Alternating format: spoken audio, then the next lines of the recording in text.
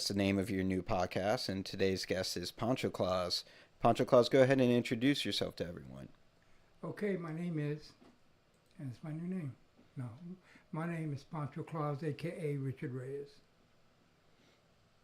Very cool. And when did you start becoming Pancho Claus? Do you remember the time? Oh yes, I'm not that old yet. I can remember yesterday, like it was yesterday, Sonny. Um, 1981, and so that was like 45 years ago. Yeah. Yeah, been doing this a while, almost half a century. Wow, yeah. I was born in 85, so you had already been Pancho Claus when I Yeah, first came into this world. that's right. We're looking for you. That's so cool. What's been your favorite moment as Pancho Claus? Wow, my favorite moment as Pancho Claus. I guess, and I have lots of photos of this, my grandson, who's 6 now, when he was about 4 years old, he went on the routine with me, got on the lowrider, started handing out presents, knew how to give a boy present, a girl present, and So that was really special. Having him right by my side doing that. So yeah. People who want to donate gifts, what kind of gifts would you recommend? Well, we take all kinds of gifts because we give toys and gifts from newborns to teenagers. Probably our toughest gift to get is teenagers. Everybody gives us toys, which is great. It's needed. But a family comes and they have 14, 15-year-olds. How are you not going to bring them? If you remember when you were 14 or 15, you still were believing in Christmas that you're going to get something. So there's always a need for teenage toys, which could be makeup or socks, or especially sports equipment, or it could be gift cards for the movies, or Walmart gift cards, fast food gift cards. So we usually liken in that. That's where we usually have to spend some money. Okay. So one of the things I always wanted to know is why toys, and why not something else, like why not, there's some programs to give out band equipment, and it can be very difficult to get expensive band equipment, but that's not Pancho Claus. Pancho Claus is toys. So Well, you why stay in your toys? lane. You stay in your lane, and Christmas is toys. Christmas is not really thought of a band or an adult. Christmas is kids and toys. Now there comes time because we perform at detention centers, and so there we bring what they need, which is socks, toiletries, things like that. Beanies. Uh, so we kind of fit the purpose. Okay, and so when you're doing other things that aren't toys, what's the list you give to people for donations so people can know, so they can give to those specifically for those, different events? Uh, what do you mean, toy wise? Well, you said toiletries where you're looking for like socks, Well, that's when shampoos. we really are not looking for that because we have enough of that on the Gotcha. side, yeah. But toys and teenage toys are the main items that we seek. But as I said, everything is used. We give out 20,000 toys here in Houston area, the Rio Grande Valley, and so it's all used one way or another. The more toys we get, the more we give. There's areas of town that we don't cover. Uh, but there's so many areas of Houston: East End, North Side, Aldine, Southwest, Spring Branch, uh, and we can't be at all of them every year. So the more toys we get, the more of them we can hit. That's awesome. So you've been doing like the unofficial sponsor of Houston Comics for a long time. Do you find that there's a spirituality involved with comedy? Well, first of all, I wouldn't call me a sponsor, more like an ambassador, Okay, yeah, because we don't give as much as we would like. But we try to support it. It's a selfish pleasure of mine. I've always enjoyed comedy. I went to comedy back in the 70s when it was Andy Huggins and all those guys and that comic annex on West Gray. No, that was in San Felipe actually. And then the big deal was West Gray with the Laugh Stop, and then Danny Martinez came along with his joke joint and changed names a couple of times. And so I've always enjoyed comedy. On the other hand, my full-time job for the past 40 years was director of an art center, cultural arts center. And we embraced all the arts, um, visual arts, music, dance, acting, writing, and a lot of people don't embrace comedy in that art genre.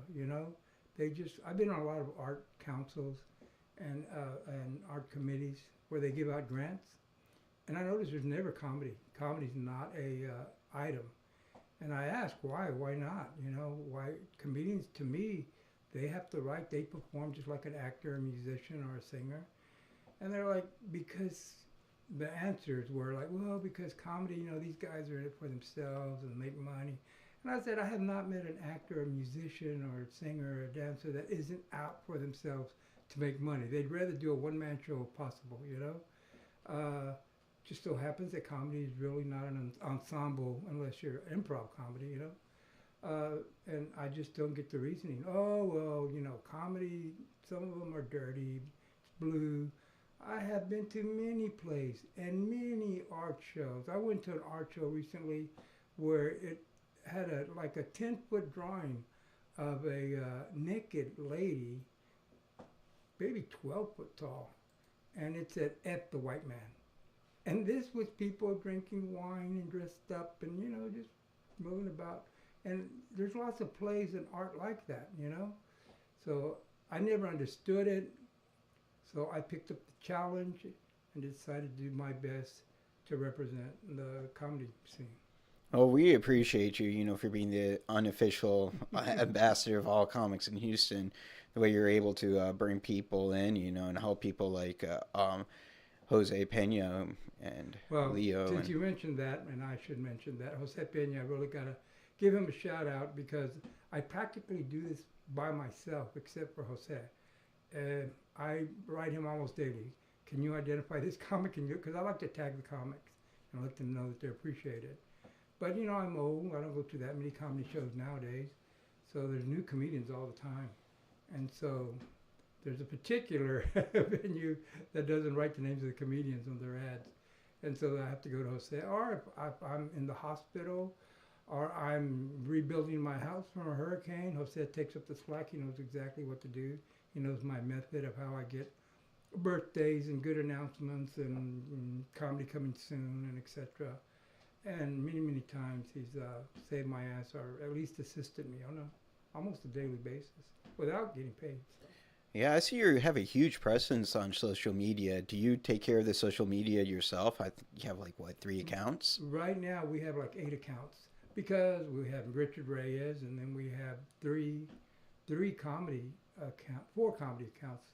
One for Instagram and Facebook of the Comedy Houston, and then that's 2. So 2 more. We started one because I live in the North Side and my little location North Side. So we have one called Northside Comedy on Instagram and Facebook. And we don't do too much there, but we try to do something weekly there.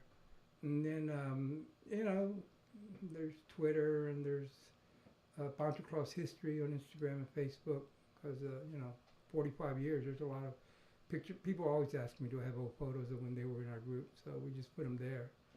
And but I'm soon to get help. Luckily, the university, not luckily, we wrote a lot of grants and bugged them a long time to get some University of Houston work study students. So they should be arriving in a couple of weeks. We got like, I think 3 students at 20, 25 hours a week. That's that cool. are going to, one of them's going to be just for social media. But right now, for the past 8 years, besides Jose's help, I've just been doing it myself. Yeah, you're very active on it, so kudos on that. Well, labor of love, Some senior citizens do crossword puzzles. So, That's insane. So are you going to be in the parade this year? I'm never in the parade anymore. It's been about 15 or 20 years. The powers to be at the city of Houston have decided that Pancho Claus is not Christmas enough, even though we've given out literally hundreds of thousands of toys in the Houston inner city, even though that parade was originally called the Christmas Parade, now it's known as the Holiday Parade. But for some reason, they don't think Pancho Claus is holiday enough. Now, if you contact the city and ask, they will say, he's invited every year to be in the parade. And I am invited every year. But we are, my situation is we are not in the official part of the parade. In other words, and they have the tapes to prove it, they televise it, Pancho Claus is always put behind Santa Claus because Santa Claus is the last entry. The filming of the parade stops at Santa Claus. So we're either behind Santa Claus or literally behind the street sweepers when they're sweeping up the parade, or behind the horses. So our kids on lowrider bikes and carrying banners have to walk through, you know, I don't know if you what you can say on this Yeah. podcast, but So, why? What does it cost the city of Houston, to include Pancho Claus? $10,000. I was told, I have a letter that says if you pay $10,000, you can be an official part of the parade. Well, if And I why? had 10,000, Why do they if I need had, that? well, that's what they charge. And if I had $10,000 to spare, I would buy more toys. I just said how we need, more toys. There's not enough areas. So as you know, I get a lot of press. I get a Yeah, lot of, you do. so what do I care about being in a parade and being that 2 minutes of fame? It's nice. It's nice for our people to see us represented.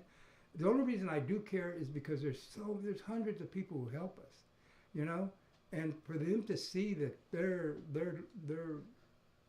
energy to help us is being rewarded and being shown, I think it's a nice thing. But I really just felt I was in the parade for about 20 years, and I got tired of being asked by the small children that were in the parade with me, driving lowrider bikes or carrying banners, and mainly teenagers, being asked, well, sir, when are we going? What time are we going to be on? Because I want to tell my grandmother she wants to see us on TV.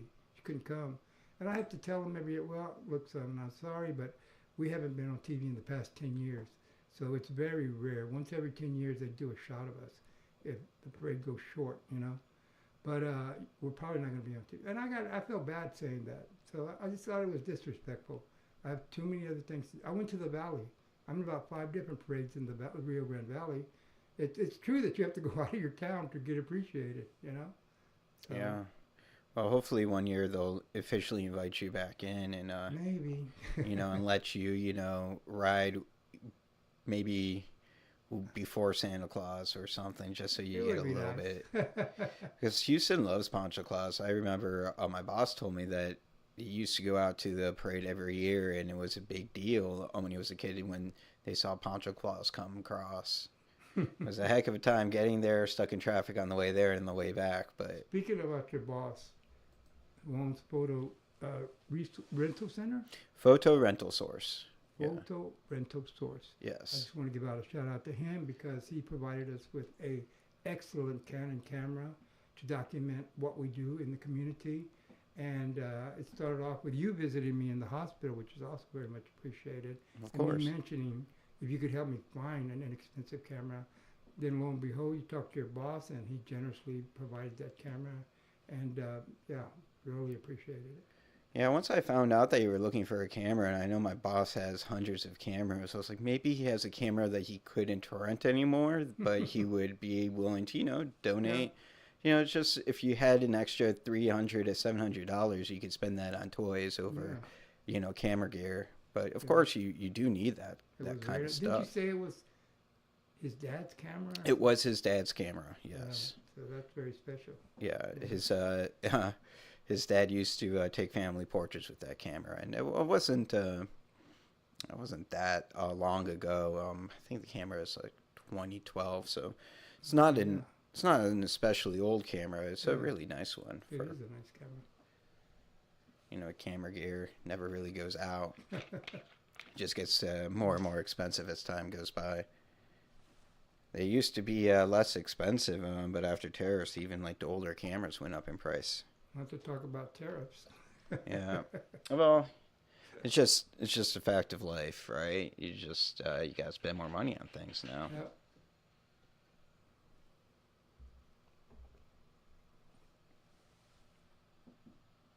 So you've been doing the Pancho Claus for 45 years. Your 45 highlight years and counting, yeah. Your highlight has been handing out toys with your grandchildren. One of many, one of many. So that's the one that comes to mind. What's happening this year? What's special about 2025? Special about 2025, it's really special because what did Einstein say about change? Doing the same thing? Doing the same thing over and over was insane, kind of, right? It's the definition of doing the same thing over and over and expecting different results is a definition of insanity. And that's where we were. And sometimes when you change, you're being forced to change. You know, we were in the second ward for 44 years now, and then the space we were at, it closed down for a couple of years. So we were scrambling to find somewhere. And then I started thinking, well, um, my families are not here. After 45 years, I have generations of kids that come whose dad was in our group, but these families are no longer in the second ward. The second ward is now Edo.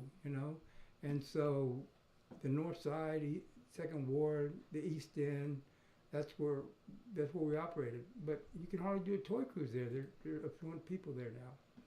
So we had to scramble to find somewhere we could afford, and we ended up in Greens Point this year. That's why 2025 is special. I'm very special, very lucky, very blessed to have found this location. It's near Greens Point, and a lot of people are like, "Ooh, why do you want to move there? It's so dangerous." They call it Guns Point. Because that's where we're supposed to be. There's a lot of high crime there. There's a lot of poverty there. There's literally, I'd say, 30 or 40 apartment units. Many of them abandoned. Greens Point Mall is abandoned. It's like a ghost town. But that's where we're needed. There's much poverty there. We gave out 200 Easter baskets, and just from the apartments across the street, just with a couple of days' notice. So I can imagine how Christmas is going to be. Yesterday we did Thanksgiving dinner, and a lot of people showed up, with free clothes and free.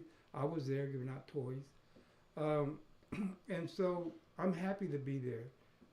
United Faith Incorporated is the one who's helping us out there. It's their building, but just in my building alone, it's a modern-looking building. It's like 3 or 4 stories.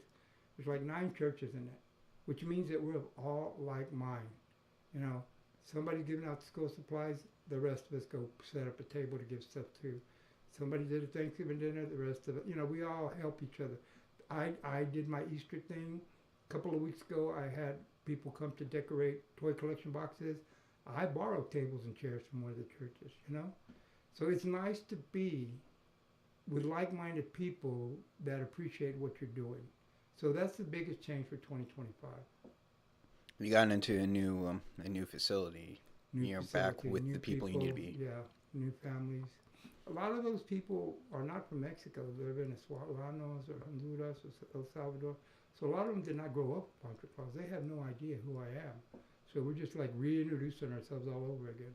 Although because of the news, many of them do, but most of them not had a personal experience. You recently were followed by some guys from New York. They were doing a little segment on you. You want to talk about that? Are you allowed to talk about that? Oh yeah, because that was a few years ago, about 3 years ago, I think, and that was exciting. Vice, this program called Vice on HBO, and you can find it.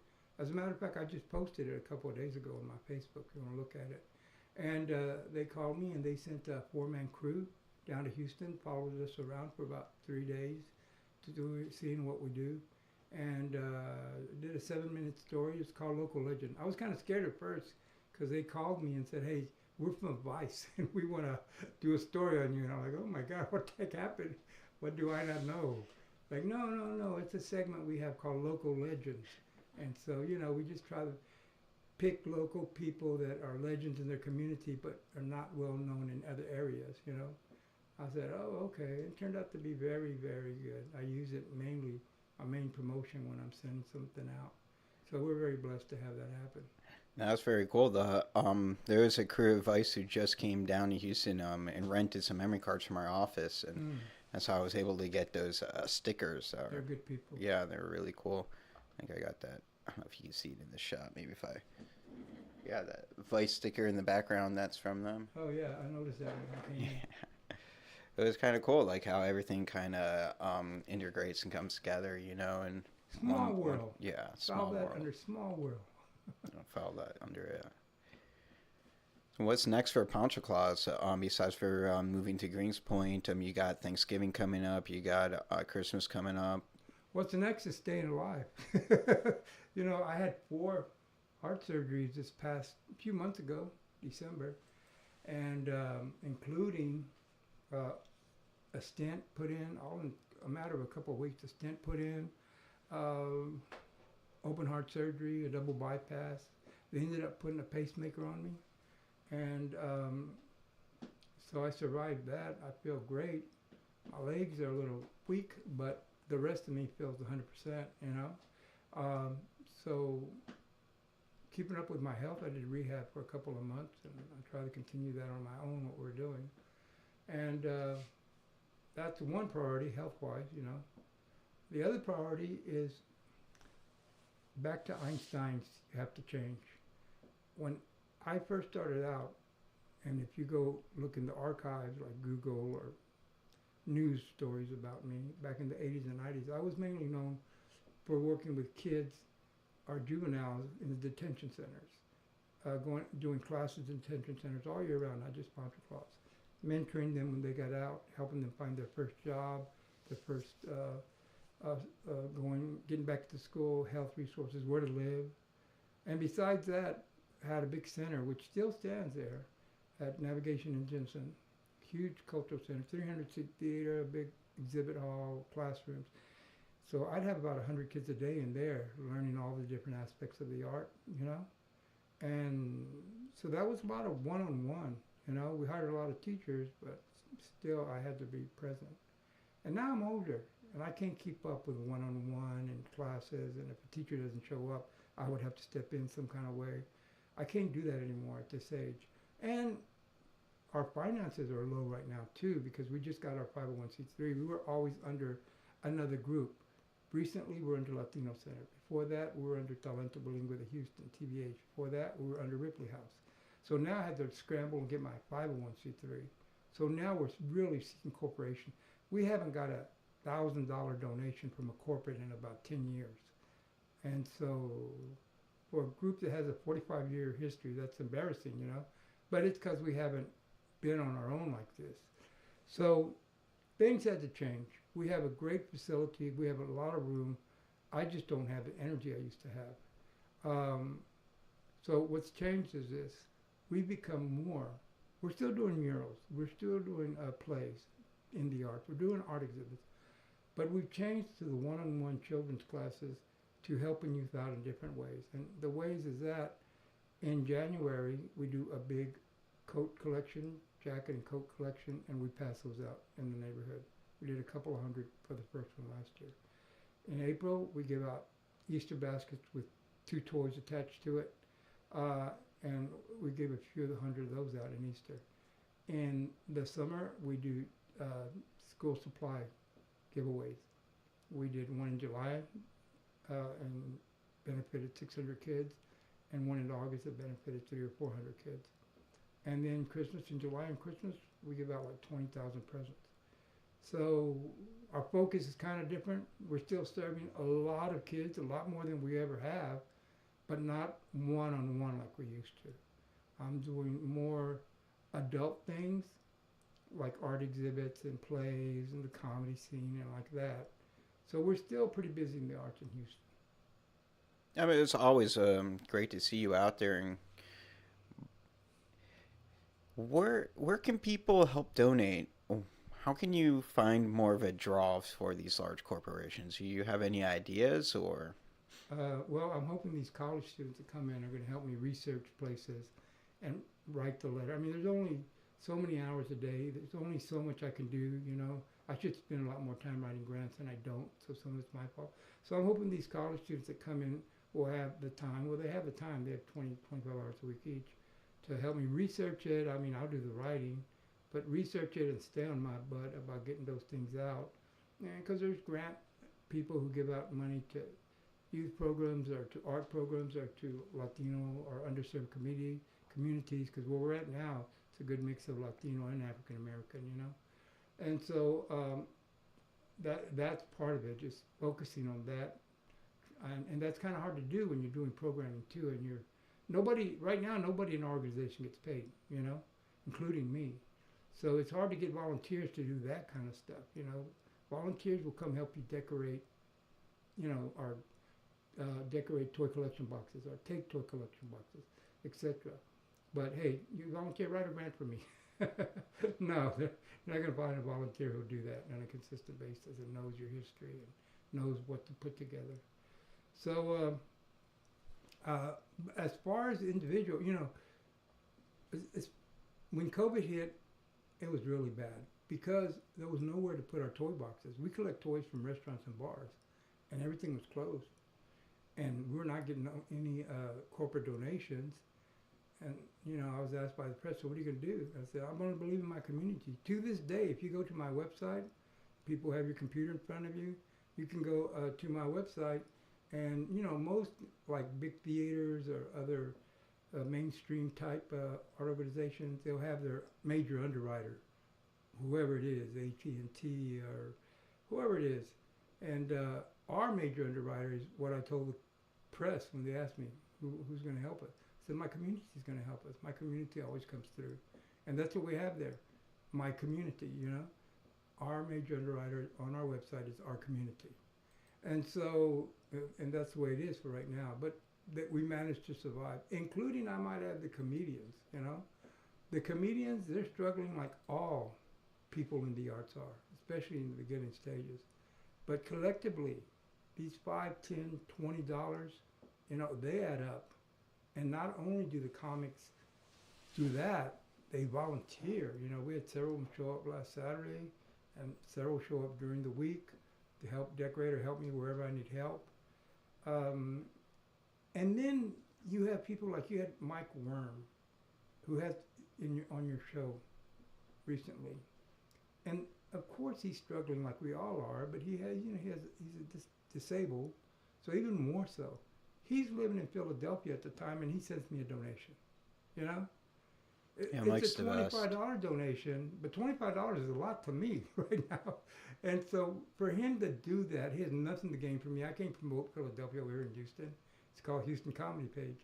But for him to take the time to do that, that really touched me. Then you have a person like Jonathan Jernigan, who's at the Jive Bar a lot. He got some kind of windfall. I don't know what. It wasn't that much. But out of the blue, he sent us $800. We spoke about that on his episode of the podcast. He didn't make that much money. He got like a little extra. It was like, imagine you getting a Christmas bonus and you have an extra $1,000 for gifts for your family. That's why he essentially gave you that money from. It was just, Christmas time money that he happened to get. He donated again. Yeah, he did. Not that much, but a good amount. Yeah, that sounds like Jonathan. So people do what they can. And if people, there's all kinds of ways to help us.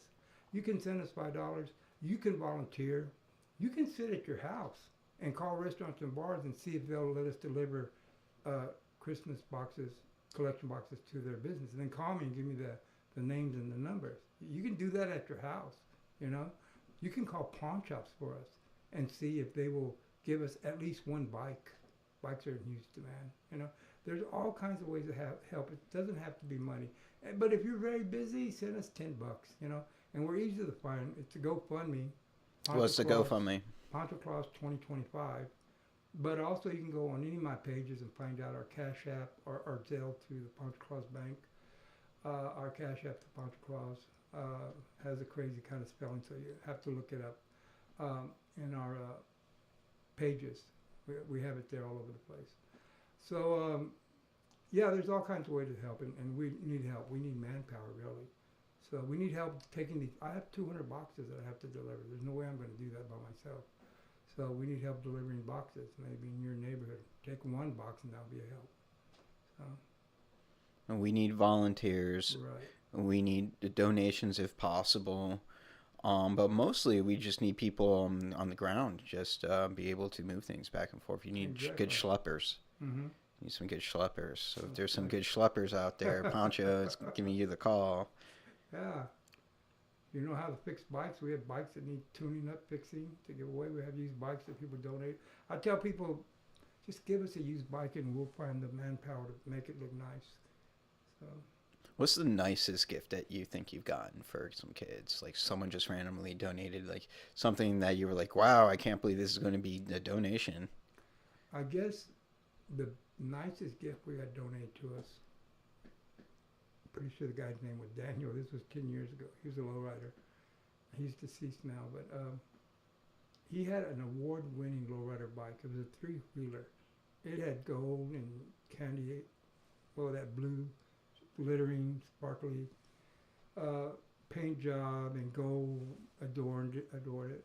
And just out of the blue, he was not a rich person at all. He was living in a rental house with his two daughters and his wife. He gave us that, and he told us he wanted us to donate it. I mean, not donate it, raffle it. So we'd go to car shows, take that bike with us. We raised a few $1,000s with that bike, having raffle tickets. And so, yeah, that was the biggest gift. Now, we've had stuff where I open it like, oh, wow, a drone, So that's rare to get those kind of gifts, but it happens every once in a while. We get nice gifts. People do give us nice things, so. Oh, that's cool. But the dollar store items help too. When a child comes to our big Christmas giveaway, which is on Christmas Eve, they get 7 gifts. They get 1 big gift, they get 2 large gifts, they get 2 medium gifts. But when they first start out, they get to pick 2 gifts from the dollar section because we get a lot of dollar stuff. So that's fine too. It's all used. When we give out books, everybody has to take a book, a children's book. So. Okay. So I want to ask before we go, what's your advice what's Pancho Claus's advice for life? For how to be, I don't know, a decent person? It's very easy. Just like they always say, be aware of your surroundings, especially like if you're in parking lots, things like that. They say, oh, avoid crime, be aware of your surroundings, look around. Well, be aware of your surroundings in your community. Be aware of who lives next door. We don't talk to our next door neighbors unless there's a tragedy. When Hurricane Night came, my house got blown away. I could barely stay there, but 3 trees fell on it. And all my neighbors were like waving type of neighbors in the morning. But when that happened, first of all, they came running across the street to see if I was okay, even though there was a hurricane going on. Second of all, the lady who I just waved at gave me the keys to her house and said, you and your son go live at my house. I'm staying with my sister. Didn't even know me. When there's a tragedy, my story's not remarkable. People started helping each other. They started barbecuing together. They started, we have some electricity, use my charger for your cell phone, Be aware of your surroundings. Don't let a tragedy have to get you to that point. Look around. There are senior citizens who might live next door to you that you could help. You could put out their trash. You could say, I go to the stores on Wednesdays. Do you need anything on a Wednesday? Give them a little heads up. See how their kids are doing. Help, it takes a village, and give them a Christmas present. Everybody, even if it's some $5 gift, any little thing, but especially if it's needed, take them some food, take them leftovers, just be aware of this. If you're living in an affluent neighborhood and you can't do that, well, go to your church or wherever and see who needs help close to you, and you don't have to have the credit. You can just drop it off. Let them do it, There's all kinds of ways. It's to help each other. That's my advice. You will feel so good about yourself. I think you will improve your health. You'll improve your peace of mind. That you're thinking of something else instead of all your worries. Take time to clear your mind and help people. That's probably the best advice I've gotten on the podcast so far. I want to ask about the evolution of the zoot suit, the Pancho Claus look. How did it start, and how did you get to here? Okay, the zoot suit, from my knowledge, started in the 40s. I think it was during World War II. There was a scarcity of material to make army uniforms and stuff. And there was a lot of young Latinos, some of them documented that couldn't go to war for whatever reason. And they got into this fashion suit, a zoot suit. And it happened because they took their dads, who were gone, maybe they went to the war.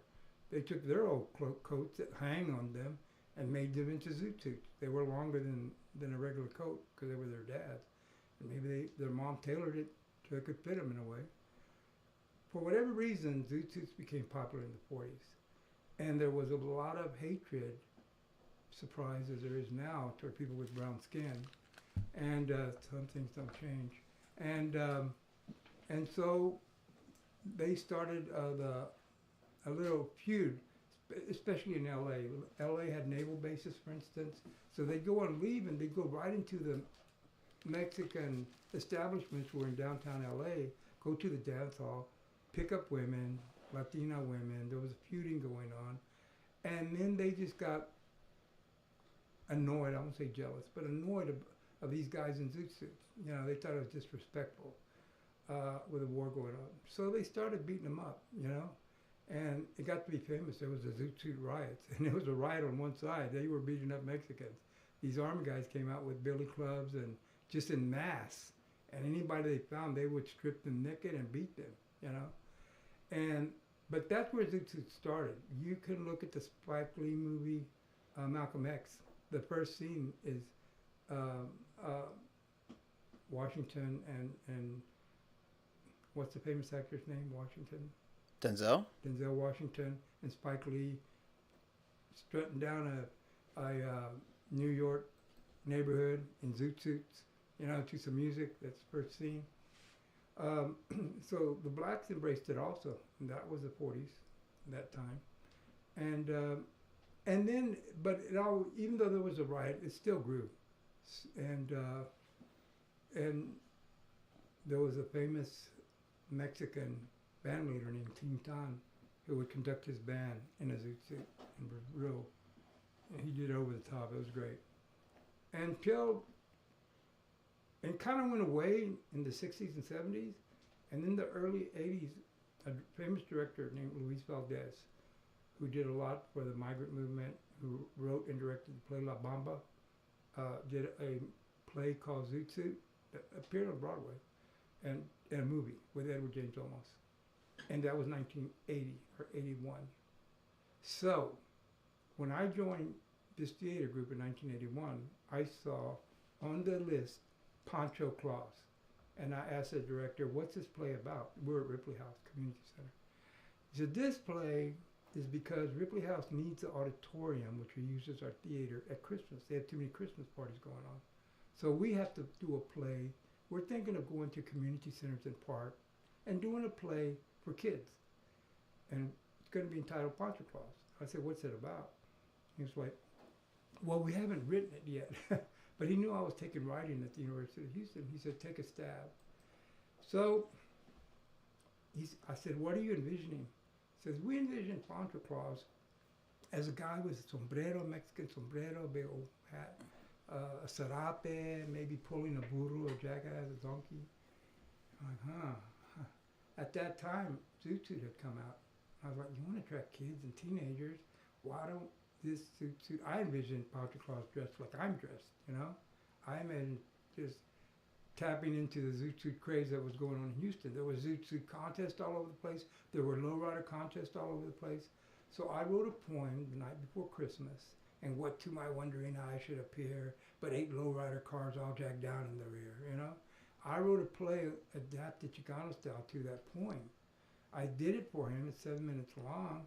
And he said, you know what? That's great. Go write the play that goes with this. So I wrote the play, which we performed at the Alley Theater.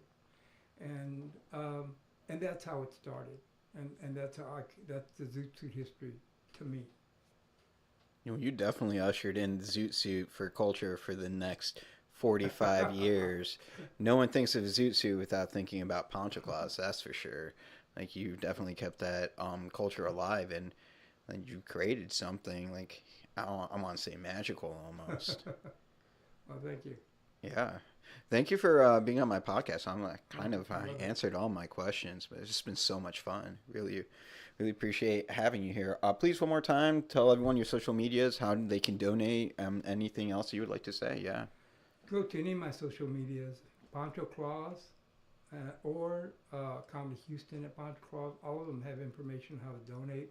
On the Instagram, it's in the bio.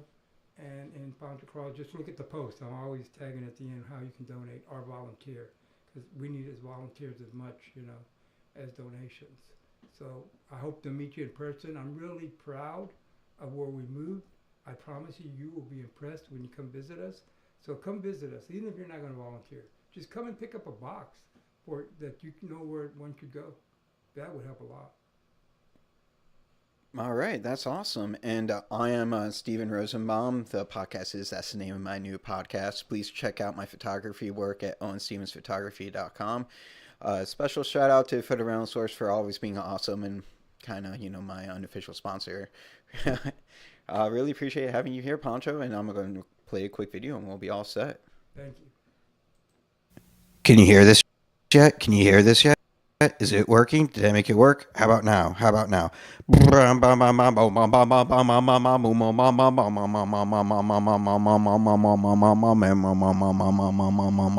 Boom. Can you hear this yet? That's it. Thanks for